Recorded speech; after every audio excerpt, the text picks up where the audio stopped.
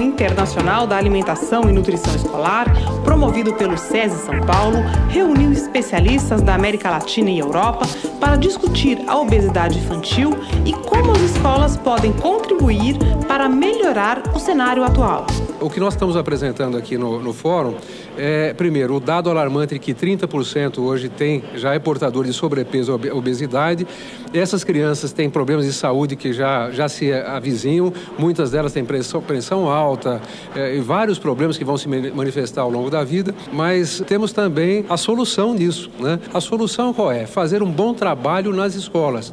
E esse trabalho tem que ser feito nas escolas e com as famílias. Nós mandamos o cardápio para todas as famílias, cada aluno leva o cardápio para casa e o mais importante e interessante é que o próprio aluno cobra da mãe a falta de verdura no jantar, a falta de um legume no jantar e a falta de fruta até na sobremesa. É muito importante fazer com que as crianças tenham um estilo de vida mais saudável, com uma ingestão de alimentação saudável, com a atividade física regular dentro da escola, podendo combater esse excesso de peso.